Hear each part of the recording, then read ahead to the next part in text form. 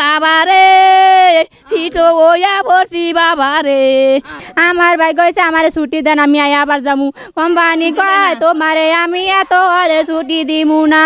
সরকারের কাছে এবং এর সংশ্লিষ্ট সকলের কাছে অনুরোধ ওনার লাশটা যেন ওনার পরিবারের কাছে হস্তান্তর করে।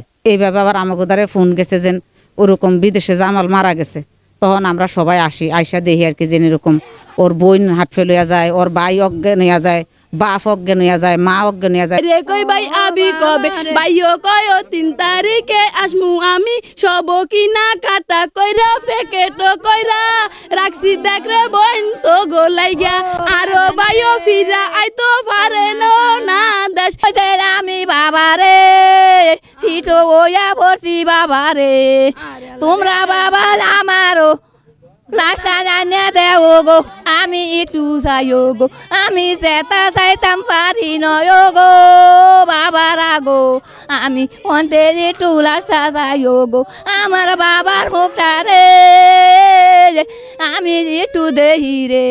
12 বছর বিদেশ গেছে, 6 বছরে 2 বার আইছে, আর 6 বছর গেছে ওই দেশ হলে 2.5 বছরের বেশি থাকতে পারে না।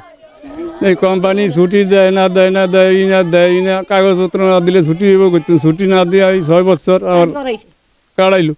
আমার ভাই কইছে আমারে ছুটি দেন আমি আবার যামু কোম্পানি কয় তোমারে আমি এত আরে ছুটি দিমু না তুমি আরো থাকো তুমি আরো থাকো আজ মোর হারে বে কেডো কইরা আমার ভাই আমার কাজে আইরে।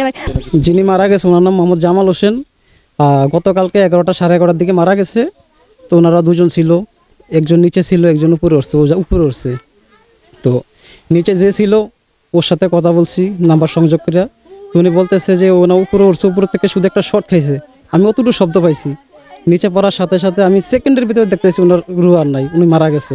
সরকারের কাছে এবং এর সংশ্লিষ্ট সকলের কাছে অনুরোধ ওনার লাশটা যেন ওনার পরিবারের কাছে হস্তান্তর করে। এইভাবে আবার আমাকে দ্বারা ফোন গেছে যে ওরকম বিদেশে জামাল মারা গেছে, তখন আমরা সবাই আসি আইসা দেখি আর কি যে এরকম ওর বোন হাট ফেলিয়া যায়, ওর ভাই অজ্ঞান হইয়া যায়, বাপ অজ্ঞান হইয়া যায়, মা অজ্ঞান হইয়া যায়, পরে আবার প্রতিবেশী ডাক্তার আনে।